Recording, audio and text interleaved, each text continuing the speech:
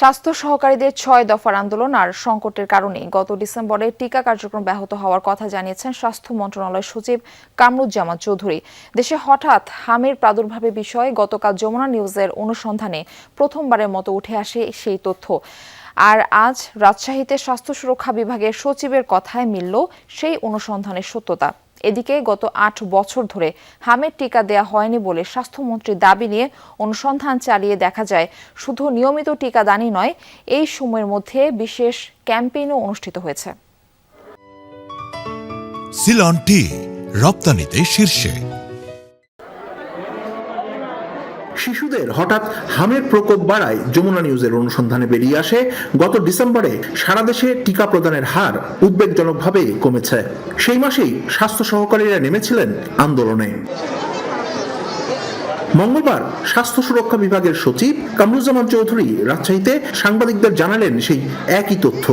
আমাদের স্বাস্থ্যকর্মীরা একসময় ছোট ছোট আন্দোলন করেছিল, কর্মবিরতি করেছিল। আমাদের টিকারও তখন কিছু সংকট তৈরি হয়েছিল।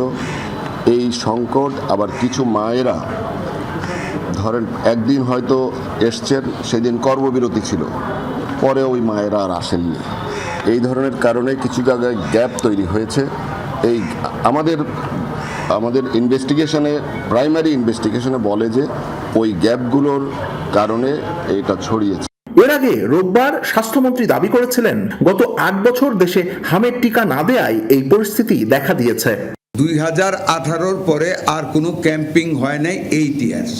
তবে অনুসন্ধানে দেখা গেছে এই সময়ের মধ্যে ইপিআই কর্মসূচির আওতায় 2 ধরনের হামের টিকাই নিয়মিত দেয়া হয়েছে। এর বাইরে আলাদা করে চলেছে হাম রুবেলা ক্যাম্পেইনও। বিভিন্ন জায়গায়, বিভিন্ন স্কুলে, মাদ্রাসায় ক্যাম্পেইন করা হয়। তখন আমি ওখানে যে স্বাস্থ্য ক্লিনিক আছে আমাদের মাতোয়াইলে, ওইখানে গিয়ে যে তোমার যমজ বেবি, আমি ওই করোনাকালীন সময় ওদেরকে ওইখানে যে টিকাটা দিয়ে আসছি। টিকাটা দেওয়া হয়েছে 12/12/23-এ,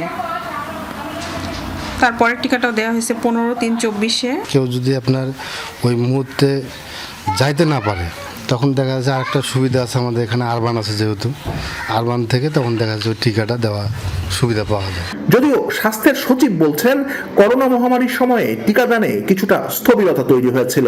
রাজশাহীতে এসে তিনি হামের প্রাদুর্ভাব ও শিশু মৃত্যুর ঘটনায় দুঃখ প্রকাশ করে বলেন, পরিস্থিতি উন্নয়নে সব ব্যবস্থা নেওয়া হয়েছে, এতে দ্রুতই দেশে পৌঁছাবে হামসহ 10 ধরনের টিকা। শর্টেজ আছে ডাক্তার এবং আমরা নার্স এবং অন্যান্য ইয়েতে আমরা এখান থেকে গিয়ে আমরা অর্ডার করে দিব। আমরা অন্যান্য ডাক্তারদেরকে এই আপৎকালীন সময় আমরা অ্যাটাচ করব। পরবর্তীতে প্রয়োজনে আমরা আরও ডাক্তার নিয়োজিত করব, যাতে আমাদের এই চিকিৎসা সেবায় যেন কোনো ধরনের বিঘ্ন না ঘটে। রাজশাহী মেডিকেল কলেজ হাসপাতাল পরিদর্শন করে সচিব জানান, বিশ্ব স্বাস্থ্য সংস্থার একটি প্রতিবেদন সরকারের হাতে এসেছে। পরিস্থিতির গুরুত্ব বিবেচনা করে আইসোলেশন ব্যবস্থা শক্তিশালী করার উদ্যোগ নেওয়া হয়েছে। আমরা একটা স্ট্র্যাটেজি নিচ্ছি যে রিং করে ওই এলাকাগুলোতে আমরা হার্ড ইমিউনিটি তৈরি করার জন্য ভ্যাকসিনের কার্যক্রম সহসাই শুরু করব।